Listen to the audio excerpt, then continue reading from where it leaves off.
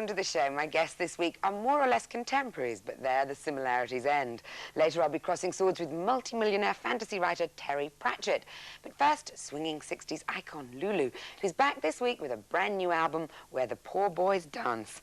Here she is with the new single, Hurt Me So Bad. I can follow no further till I get commitment from you. What you gonna do? Oh, baby. What kind of answer is maybe? Oh, oh, you hurt me so bad. And there you are, looking just incredibly fantastic yet again. Good lighting. How much would it cost me to discover the secret of eternal youth from you? Oh God, I wish it would. It's just hard work. It's hard work. But are you a sort of healthy person, clean living? And is that what you mean by hard work? Vaguely healthy. Yeah, hard work. No, but it's also when you go to do something like a video, you know, they have to work a long time on getting the lighting right. It takes a long time to set up, and the makeup and the hair and the whole thing. Yeah, but that's all very well, but we've spent no time at all today doing the lighting, and you still look fabulous. So there is definitely a secret, and I'm going to try and drag it out of you later in that case. Now, the new album is a bit of a departure for you because you've written all of it yourself. I have. Why did it take you so long to sort of decide to air your songwriting talents? I suppose I'm just slow in certain areas. But really, I think it's because I've always admired people who write, and never thought that I could do it as well as the people that I admired. And also, I think some of it is an insecurity about the fact that I really didn't go to school for very long. And in my mind, you know, it takes an education to be able to be a good writer. And the other reason is that I now do it with people. I don't do it by myself. And I enjoy that because I bounce off people. I think those are probably some of the reasons. Now, despite the fact that you were a huge icon in the 60s and you've had a very successful recording career, it was with Take That, your sort of collaboration with them, that you had your first number one, wasn't it? Yeah. But how did it feel to be collaborating with a bunch of boys like barely out of short pants? You know, it was a lot of fun. It was a lot of fun. What happened at the beginning was they asked if I would do a record with Take That, you know, came through my record company, Take That would like you to make a record with them. And I said, but doing what? I mean, what would that be? Of course, I knew Relight My Fire from the 70s. And I said, it's a great track. And then we negotiated. We talked about the fact that if I didn't like it, if I wasn't happy with the final thing and they weren't happy, we wouldn't put it out. So that felt like a great deal. We went in, we did, and of course we were both really happy. And those boys together at that time were full of fun and excited, and of course that number one, and they had like a number one before it, and they had another one, number one after it, and my relationship with them continued for a couple of years when I toured with them a couple of times. Even the first tour I wouldn't do. I said, I can't really go on tour with them, and all these little girls were screaming. So I went to the concert at Wembley, and as I walked into Wembley, the whole audience screamed and started to clap and shouted, you know, to welcome me, because the record was number one, and it was very touching.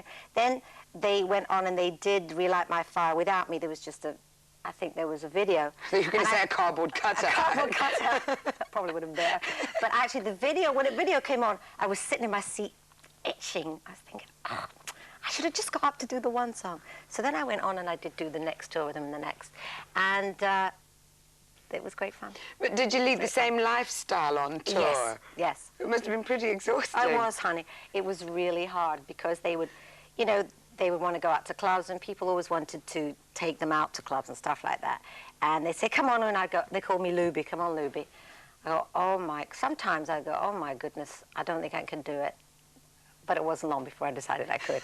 You know, the thing that strikes me is that although you've been paid to sing since you were 10 years old, it seems to me that it's only now that you really feel that you're coming into your own, that you're sort of inhabiting a place that perhaps you were always working towards. Do you think that's the case? Absolutely. In a lot of, for instance, now being able to take charge of my recording career is, you know, empowering, but it feels like that's the way I started. When I was just 14, I was the one who decided to sing Shout, and I only liked R&B music. I basically liked black American music. I wasn't crazy about anything that was British. I thought it was wimpy and cheesy and naff and all those things. You know, I was very opinionated. And I felt I knew exactly what I wanted to do. And I did it. And then somehow, as I was around, I've been around for so long, through the years, I've kind of, you know, tested different avenues. And I think along there, I lost my initial goal. And somehow I've come full circle, in a way. Does it feel really good? It feels good. It's very exciting. Sometimes I wake up and I think, what the hell are you doing? Because it's what I know, and yet it's new. I mean, today the recording business is completely different to what it was when I first started. And, you know, sometimes I think, Jesus, maybe you should just retire, but I do love it. I suppose I'm driven by it, you know? But you said Jordan was born, your son Jordan was born in 1977, is that right? But other than his birth, which you described as the best year of the 70s, it was a pretty bad period for you, the 70s, wasn't it? I mean, that was when your recording career kind of wasn't really happening. Yeah, it fell apart, really. Did it? It really did. I mean, I was recording with a company called Alpha, who were Japanese. It was Japanese money, and it was American in Los Angeles. I went there, and they backed off in the middle of my 3-year deal. And even the songs I was doing, I wasn't completely happy with them. I wasn't in control, and I actually wasn't clear. I wasn't absolutely clear about what I wanted to do. So there was a state of confusion. I was kind of pulled by the fact that I was married and had a kid. I was married and I had a kid, you know, that female thing, that wanting to, you know, give myself totally to my family. And yet there's a part of me that's a big part of me that wants to be a woman who has a job. And the job that I love and know is singing and doing all the stuff that I do. So I was a bit sort of like pulled and pushed in the 70s. So I think when you're not clear, then nobody else is going to be able to help you or get it from you what you want. It's about being, you know, focused and know what you want. Do you think that now you're in your 50s, do you think you're sort of enjoying the best period of your life, or do you think that there have been others that equal it? You look very happy. You've got such a twinkle. I think in some ways it's... Well, you know what I think it is? It's that I'm more aware that I'm enjoying things, sometimes very, very simple things. And now I'm really making the most of my time, where when I was younger, I'm a very speedy person. You know, I often jump in people's conversations, which I'm sure you've noticed, before they've even finished saying what they say, which is really rude. And I do it too. That's what I define as conversation. Oh, is that what you do? I always liked you. Anyway, I like you even more now. So I think what's happened now is that I'm looking for quality, not quantity. And before it was about running and getting, and you know, when you're 15 and you start making a lot of money, it was about buying things, you know, houses and cars and shopping. Didn't you and Morris used to go on legendary shopping sprees? He was worse than me, though, and that's my story. Yeah, we really like to shop. We really like to spend, because we both come from working class families, you know, and it's that nouveau riche thing, you know. We got money, we wanted to have all the big fancy things. And today, I mean, I still like to have nice things.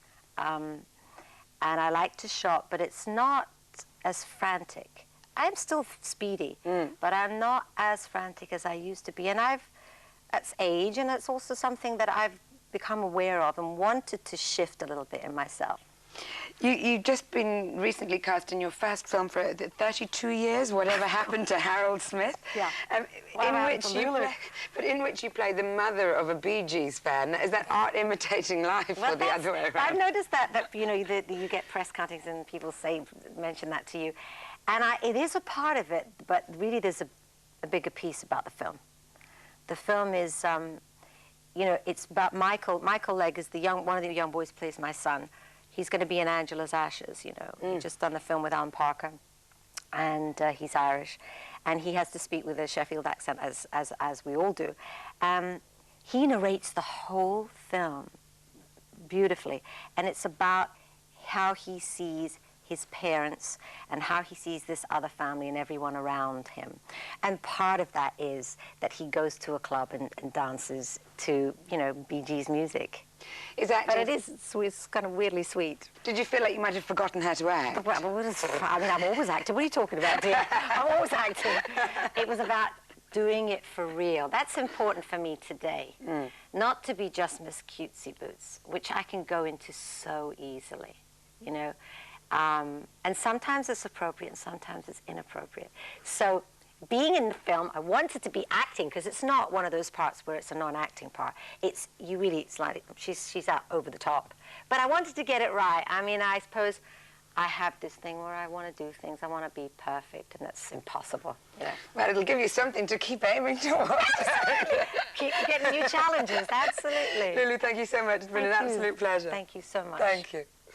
Join me in part 2 when I'll be taking a magic carpet ride to Discworld with Terry Pratchett.